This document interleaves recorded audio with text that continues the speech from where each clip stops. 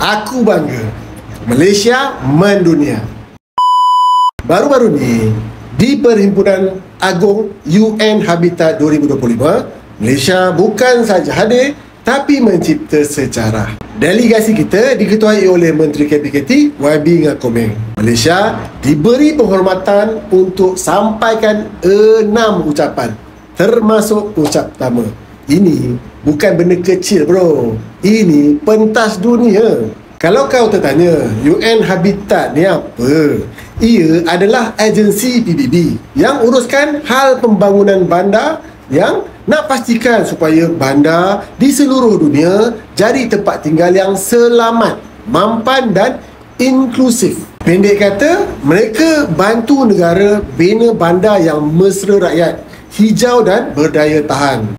Kita tak naklah lagi duduk dalam bandar yang tak kondusif untuk rakyat. Bandar yang air paip pun tak selia dengan baik. Sampah sarap tak diuruskan. Di Kelantan, kami tak kata ini air kotor. Kami kata air cemar. Kalau air ni dah letak kisah lemo, lemo tergamuk dah nak guna untuk buat makan.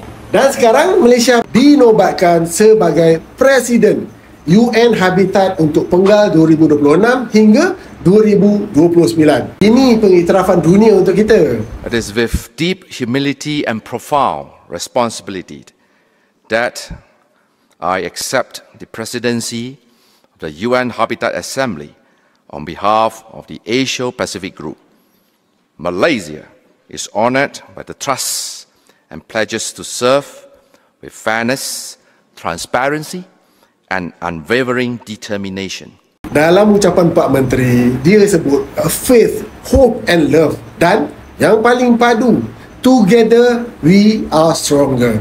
Kejayaan ini bukan kejayaan kerajaan sahaja, tapi kejayaan semua, kejayaan kita rakyat Malaysia yang berdiri teguh di bawah semangat Malaysia Madani. Tapi kalau ada yang tak bangga tu, kita tahulah mereka hanya pentingkan diri mereka sendiri macam Terima kasih YB Ngakomeng.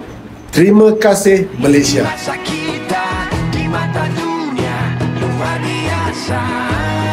Ya. Lupa nak beritahu. UN Habitat tau. Bukan On Habitat. Itu adalah On.